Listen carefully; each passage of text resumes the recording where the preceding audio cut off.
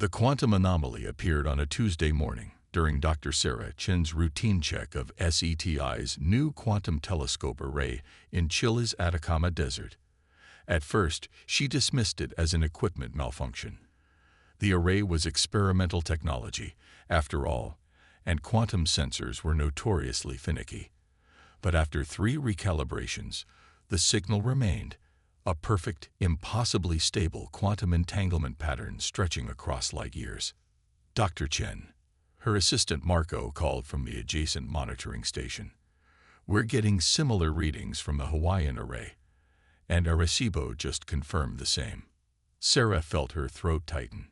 One quantum telescope picking up an impossible signal could be a malfunction. 3 detecting the exact same pattern. That was something else entirely. "Get me Director Hayes," she said, her fingers flying across the holographic interface, "and start recording everything. Every fluctuation, every variance, no matter how small." Within hours, observatories worldwide were confirming the same findings. The quantum signal maintained perfect coherence across vast distances, something that should have been impossible according to every physics textbook ever written. More disturbing was its structure, precise, mathematical, almost like a test, Sarah muttered, staring at the latest data streams. "They're testing us." "Testing what?" Marco asked, bringing her a fresh cup of coffee. "Our capability to detect and measure quantum phenomena at this scale." She pulled up a 3-dimensional visualization of the signal structure. "This isn't random. Look at these patterns. They're increasing in complexity at regular intervals. It's like they're gauging our response." A new voice finished. Sarah turned to find Director Hayes standing in the doorway, looking grave. "The Pentagon's Quantum Computing Division just contacted us. They've detected something embedded in the signal. A message." The message, when they finally decoded it, was elegant in its simplicity. "You see us. We see you. Prepare." What followed was the most intense week in human scientific history. The signal continued, growing more complex by the hour. Each new pattern contained encrypted information, fragments of advanced scientific knowledge that seemed deliberately placed for humanity to find, like breadcrumbs leading down a dangerous path. "They're pushing us," Sarah explained to the hastily assembled UN Security Council, speaking via quantum-encrypted video link from her lab.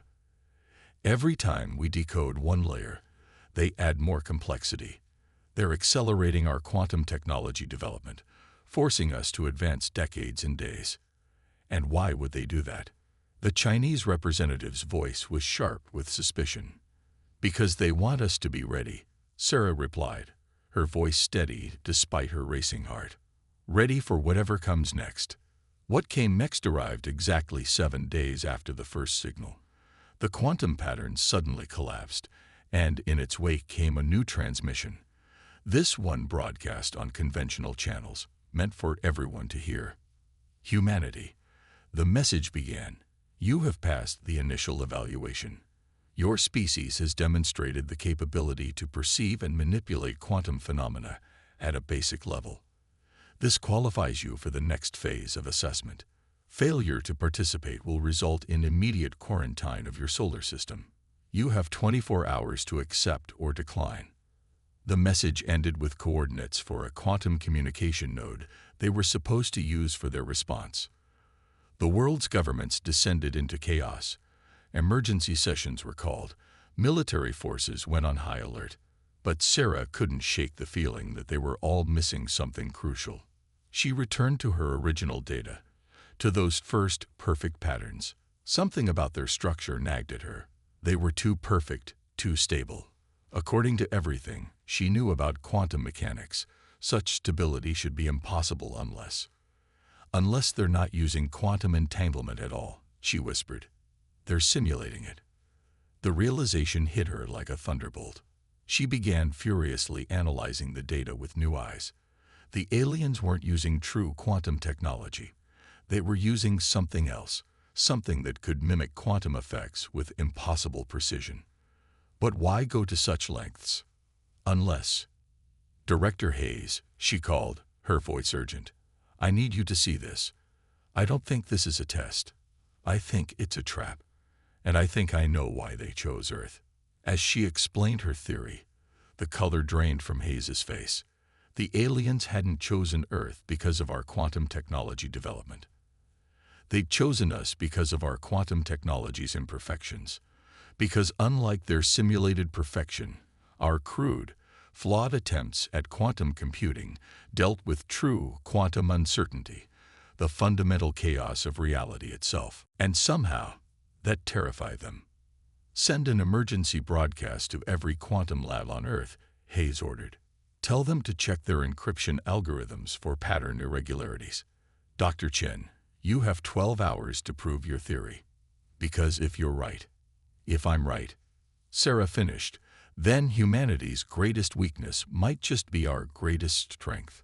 We understand chaos because we live in it, and against an enemy that demands perfect order." She left the thought unfinished, turning back to her computers. They had 12 hours to turn humanity's quantum imperfections into a weapon. The real test was just beginning. Former Navy Commander Jack Torres hadn't expected to spend his retirement fighting aliens. Yet here he was, standing in a decommissioned nuclear silo in Montana, staring at a Cold War relic that might save humanity. "It's insane enough that it might work," he said, running his hand along the analog control panel. "How many of these old sites did you say we could reactivate?" Dr. Sarah Chen consulted her tablet. "Globally, about 300 that still have their original, non-computerized control systems. The Russians, have another 200. China, maybe 50. The plan had come to her during that frantic analysis of the alien signal, while the rest of the world's military forces scrambled to modernize their defenses with quantum-hardened systems. Sarah had realized they needed to go in the opposite direction. "The aliens expect us to fight fire with fire," she explained to the hastily assembled Joint Military Command. "They're anticipating quantum weapons, advanced AI systems, everything that represents human progress. But their entire civilization runs on simulated quantum states. Perfect, predictable, artificial. And our outdated nuclear arsenals," General Hayes asked, "are controlled by systems so primitive they're invisible to quantum detection. They're random in the purest sense. Mechanical switches, analog circuits, human operators making gut decisions. You can't hack what you can't predict." The next 24 hours became a global scramble to resurrect Cold War infrastructure. While the world's attention focused on the apparent quantum arms race, a secret network of analog technology quietly came back online. "Sir," a young lieutenant interrupted, handing Torres a red phone. "Another relic brought back to life. Moscow is on the line. Operation Dead Switch is ready on their end." Torres nodded, remembering the surreal moment when former adversaries realized they needed to unite their oldest weapons. Russian analog systems, American mechanical computers, Chinese hardened bunkers, all the obsolete technology that had once pointed at each other would now face outward, toward a common enemy. "Status report," he barked into the ancient intercom system. "Analog grid is online," came the response from deep within the silo. "No digital components, no quantum signatures. We're dark to their sensors." Sarah checked her quantum detector. The alien presence in orbit had grown. Massive ships that existed in a state of quantum superposition, simultaneously there and not there. Perfect weapons for a perfect enemy. But they kept scanning for quantum signatures, for the advanced defenses they expected humanity to deploy. They weren't looking for the primitive radio waves and mechanical switches being activated in bunkers around the world. "Commander," Sarah said, her voice low, "there's something else you need to see." She pulled up images from orbital telescopes, the ones still using old-fashioned optical technology. They're ships. They're not just weapons. They're scared. Torres studied the images. The alien vessels maintained strict geometric formations, every position calculated to quantum-level precision. "No room for error," he muttered. "No adaptation. No chaos. No humanity. Sarah finished. Their entire civilization is built on eliminating uncertainty. They don't just fear our quantum technology. They fear our ability to function within chaos, to make random, unpredictable choices. The red phone rang again. This time it was Beijing. Their analog systems were online too. Humanity's oldest nuclear arsenals, controlled by technology that predated the microchip, were now their last line of defense. How long until they realize what we're doing? Torres asked. Sarah shook her head. They're still waiting for our official response through their quantum channel. They don't understand why we're being silent. They can't comprehend that we choose obsolete technology over quantum advancement. Because it doesn't fit their perfect model, Torres said, a grim smile forming. Well, let's show them just how imperfect humanity can be. He picked up the red phone one last time. The orders went out through copper wire and radio waves, through mechanical relays and human voices. Around the world, nuclear silos stirred to life, not to launch, but to present an invisible threat. A dead man's switch that operated outside the aliens' perfect quantum calculations.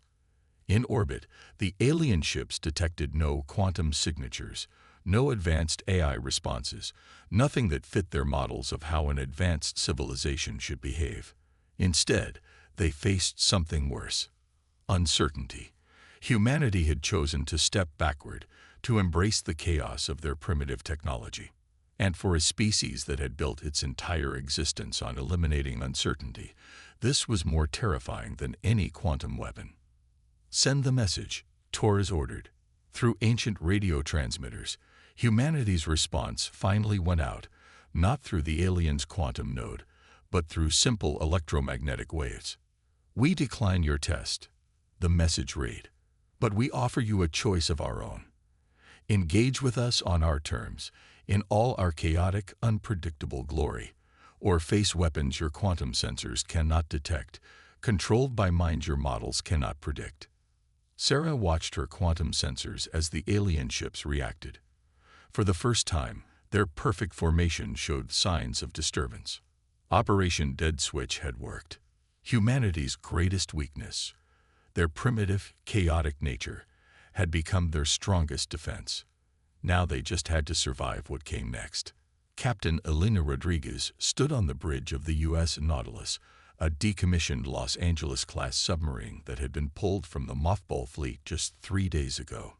The nuclear reactor hummed beneath her feet, not the modern quantum-enhanced power plants of newer vessels, but an old-fashioned pressurized water reactor that was practically invisible to the aliens' advanced sensors. All hands, silent running.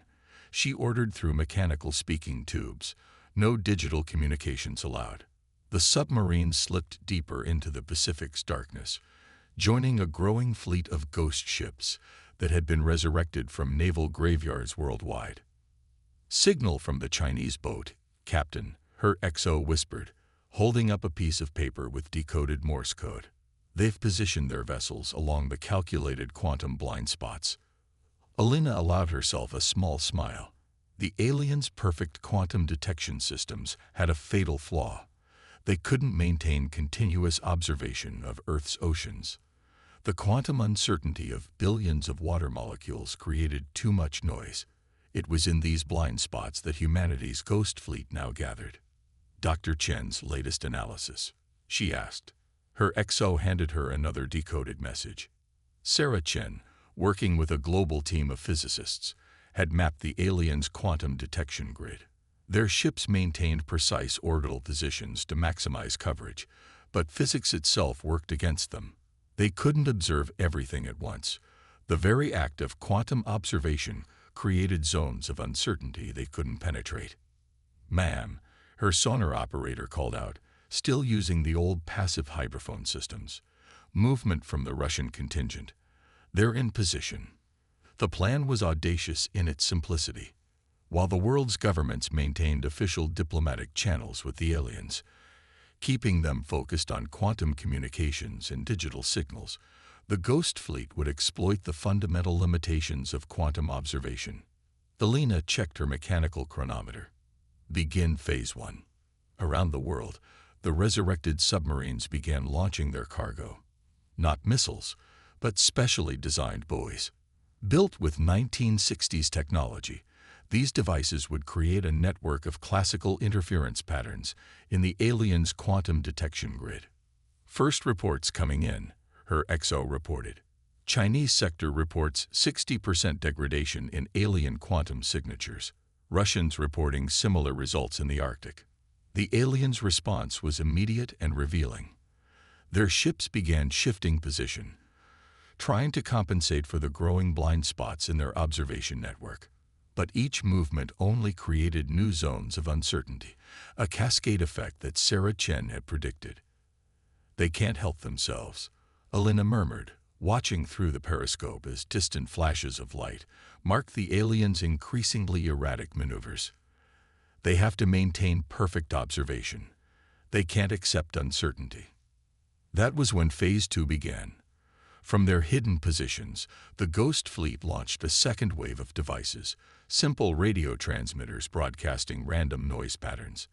To the aliens' quantum sensors, it was like trying to read a book in a sandstorm. "Message from command," her XO announced. "Dr. Chen reports quantum coherence in the alien fleet is dropping. They're losing their perfect formation." Elena nodded grimly. The alien ships maintained their impossible positions through quantum entanglement, each vessel existing in a state of perfect coordination with the others. But that perfection required continuous observation and adjustment. Introduce enough classical uncertainty, and the whole system began to break down. Sound from above. The sonar operator suddenly called out. "Multiple impacts with the surface. They're dropping something into the ocean." Elena grabbed the periscope again. Through the murky waters, she could see them. Crystalline devices sinking into the depths, presumably meant to restore the aliens' quantum observation capability. "All vessels, execute pattern Omega," she ordered through the speaking tube. The Ghost Fleet began to move, following randomized paths that had been calculated using mechanical computers. No digital signatures, no quantum traces, just old-fashioned submarines playing a deadly game of hide-and-seek. "Ma'am," her XO whispered urgently. Decoded transmission from Dr. Chen. "The aliens, they're starting to panic." Elena could see why. Their perfect system was being undermined not by advanced technology, but by its absence. The Ghost Fleet's movements followed no discernible pattern, created no quantum signatures they could track. It was chaos theory in action, played out in the ocean depths. "Launch final phase," she ordered. From submarines across the globe, thousands of small mechanically powered devices were released. Each one was essentially a modified version of the old SOSUS network, passive sonar arrays that would blanket the oceans with a web of classical detection systems. While the aliens struggled to maintain their quantum observation, humanity would watch them with technology they had dismissed as primitive. Dr. Chen reports alien quantum coherence is now below 40%, her XO reported. "Their fleet formation is breaking down. They can't maintain quantum entanglement through our interference." Elena felt a surge of pride. The Ghost Fleet had proved that humanity's old technology, combined with their understanding of chaos and uncertainty, could challenge even the most advanced quantum systems. They had turned the ocean itself into a weapon, using its natural quantum uncertainty to blind an enemy that required perfect observation. "Message from command," her XO said, holding up one final decoded paper. "Phase 3 is authorized." Elena took a deep breath. The Ghost Fleet had shown that humanity could blind the aliens. Now it was time to show them that being blind in Earth's oceans against submarines that had played this game for decades was a very dangerous position to be in. "All vessels," she ordered through the speaking tube, "commence hunting patterns." The predators of the deep, once thought obsolete, were about to teach the aliens why humanity's primitive technology had endured for so long. Sometimes, the old ways were the best ways. Dr. Maya Patel stared at the ancient server farm that had been gathering dust in the Bangalore Institute of Technology's basement. Row upon row of classical computers, not a quantum processor in sight. To most, they were outdated relics. To her, they were about to become humanity's secret weapon. Silicon, the NSA representative had scoffed during the emergency briefing. Against an enemy using quantum computers. Exactly, Maya had replied, pulling up Dr. Chen's latest analysis. Their quantum network is perfect, too perfect. They've engineered out every flaw, every irregularity. But in doing so, they've lost the ability to process classical information efficiently. Now, as she watched technicians bring the old servers online, she remembered her graduate thesis, Imperfect Solutions in Complex Systems. Everyone had called it a step backward, arguing that quantum computing was the future. No one had considered that classical computing's limitations might someday become an advantage.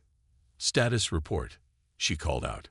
Cluster 1 is online, her assistant Raj responded, running at 98% capacity using the modified basic architecture. No quantum signatures detected. Similar scenes were playing out in hidden facilities worldwide. While military forces engaged the aliens with Operation Dead Switch and the Ghost Fleet, a different kind of army was mobilizing. An army of silicon chips and classical algorithms. Maya's phone buzzed, a secure line connected to Sarah Chen's team. The alien quantum network is showing signs of strain, Sarah reported. Their ships are struggling to maintain coherence under our naval interference. We need to strike their information processing systems now. Understood, Maya replied, initiating Phase 1. Her fingers flew across an old mechanical keyboard. The program she designed was deceptively simple, a classical virus written in fundamental machine code. No quantum entanglement, no advanced AI. Just pure, predictable silicon logic. Releasing first wave, she announced. Through undersea cables and old radio transmitters, the program began to spread. It targeted the interfaces where the aliens' quantum network connected with classical systems, the points where perfect quantum states had to be translated into actual actions. Multiple breaches detected, Raj called out. Their firewalls, they're not stopping it. They can't recognize classical code patterns. Maya nodded grimly. The aliens' quantum-based security systems were designed to detect and prevent quantum-based attacks, but they process classical information sequentially, making them vulnerable to even basic classical viruses. Second wave, initiate, she ordered. This time, the attack came from thousands of reprogrammed home computers worldwide. Ancient desktop machines running software that hadn't been updated in decades. Each one launched simple ping requests at the aliens' communication nodes, creating a classical distributed denial of service attack. Their quantum network is experiencing cascading failures, Sarah reported over the phone.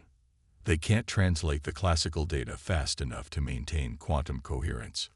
On her main screen, Maya watched as the aliens' perfect quantum network began to fragment.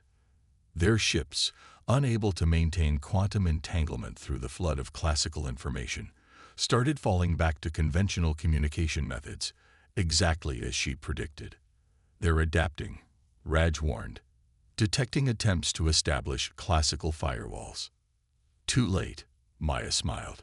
Released the final wave. The last attack was her masterpiece, a program that exploited the fundamental difference between classical and quantum information processing. While quantum computers could solve certain problems instantly, they had to maintain perfect quantum states to do so. Force them to process enough classical information, and those perfect states collapsed. Global quantum coherence dropping below 20%, Sarah reported excitedly. Maya, it's working. Their entire command and control structure is reverting to classical processing. Around the world, alien ships began losing their quantum-based advantages. Their perfect coordination disappeared. Their instantaneous communication failed. They were being forced to fight on humanity's terms with classical computers and conventional physics. Dr. Patel, Raj called out urgently. We're detecting a new signal. I think they're trying to initiate diplomatic contact. but they're using ASCII code. Maya felt a surge of triumph. The aliens had built their civilization on quantum perfection, abandoning classical computing as primitive and inefficient. But in doing so, they'd lost the ability to operate without their quantum advantages. When those advantages were stripped away, they had to fall back on the very technology they'd dismissed. "Send our response," she ordered. In BASIC. As ancient computer systems around the world continued their relentless classical assault, Maya reflected on the irony. Humanity's primitive technology, the silicon chips and classical algorithms they'd never fully abandoned, had proved to be their strongest defense against an enemy that had pursued quantum perfection at the cost of fundamental resilience. "Ma'am," Raj said softly, "what do we do now?" Maya looked at the rows of servers, these silicon warriors that had helped turn the tide of an impossible war. "Now," she said, "we teach them the value of imperfection." The alien flagship materialized in low Earth orbit, no longer maintaining its quantum superposition. Its crystalline surface reflected sunlight in patterns that seemed almost apologetic. Below, in a hastily converted conference room at CERN, humanity prepared to meet its would-be conquerors face to face. Dr. Sarah Chen stood beside the old analog radio set they'd insisted on using for the negotiations. Around her, the unlikely heroes of Earth's resistance gathered. Captain Rodriguez of the Ghost Fleet, Commander Torres from Operation Dead Switch, Dr. Patel with her army of silicon computers, and representatives from every major nation. "They're ready," Sarah announced, studying her quantum detector. "And they're different." The alien that appeared before them wasn't the perfect crystalline being from their first transmission. Its form flickered and shifted, struggling to maintain quantum coherence. When it spoke, it used conventional sound waves rather than quantum resonance. "We miscalculated," it began, its voice carrying an unmistakable note of humility. "Your species was designated as a potential threat because you had achieved basic quantum manipulation. We assumed you would follow our path." "The path to perfect quantum integration?" Sarah asked. "The elimination of uncertainty?" "Yes." The alien's form stabilized slightly. "For 50,000 years, our civilization has pursued the elimination of chaos. We achieved perfect quantum coherence across entire star systems. We thought we had reached the pinnacle of evolution." Commander Torres stepped forward. "Until you met a species that refused to abandon its imperfections. Your nuclear weapons controlled by mechanical switches," the alien acknowledged. "Your submarines hiding in quantum noise. Your silicon computers overwhelming our perfect networks with their crude efficiency. You showed us something we had forgotten. The power of chaos, of uncertainty, of humanity." Dr. Patel joined the conversation. "You built a civilization on quantum perfection, but you lost the ability to function without it. When we disrupted your quantum networks, we were forced to remember what we had abandoned," the alien finished. "The art of dealing with uncertainty. The strength that comes from imperfection." Captain Rodriguez smiled grimly. "The ocean taught us that lesson long ago. You can't control chaos. You can only learn to swim in it." The alien's form rippled in what might have been amusement. "We came to test you, to determine if you were ready to join the galactic community. Instead, you tested us. Your resistance was illuminating." Sarah felt a weight lift from her shoulders. "So what happens now?" "Now," the alien said, "we would like to learn from you. Not your quantum technology. We have far surpassed that. But your ability to thrive in chaos, to maintain both quantum and classical systems, to understand the value of imperfection." "And in return?" Torres asked cautiously. "In return, we offer something we had forgotten we possessed, the memory of our own journey from chaos to order. Perhaps together, we can find a balance between perfection and imperfection, between quantum certainty and classical chaos." The negotiations that followed were unlike anything in human history. They used both quantum channels and radio waves, digital computers and analog switches. The aliens began incorporating randomness into their systems, while humanity learned to better harness quantum technology without abandoning their classical foundations. Years later, Sarah stood on the observation deck of humanity's first joint quantum classical space station. Below, Earth's oceans still teemed with quantum uncertainty. The Ghost Fleet still patrolled the depths, now joined by alien vessels learning the art of naval warfare. Operation Dead Switch's analog systems remained active, a reminder that sometimes the old ways were still the best ways. In orbit, alien ships no longer maintained perfect quantum formations. They had learned to embrace a degree of chaos, finding strength in the blend of classical and quantum technologies. And on Earth's classical internet, alien children played simple silicon-based games, learning the beauty of imperfection. "We thought we were preparing for war," Sarah mused, watching an alien crystal ship practice submarine evasion maneuvers with a restored U.S. Nautilus. "Instead, we taught an advanced civilization the value of staying a little primitive." The quantum detector on her belt beeped softly, picking up the familiar mix of signals. Perfect quantum patterns interwoven with classical noise, order dancing with chaos, each making the other stronger. Earth's echo had become a symphony, resonating across the stars, teaching the galaxy that true advancement meant embracing both perfection and imperfection. And somewhere in the depths of space, other civilizations were receiving humanity's message. Perfection isn't about eliminating chaos, but learning to thrive within it. The lesson that had saved humanity was now spreading through the galaxy, carried by an empire that had learned to value what it had once sought to destroy. The war that never was had ended in something far more powerful than victory.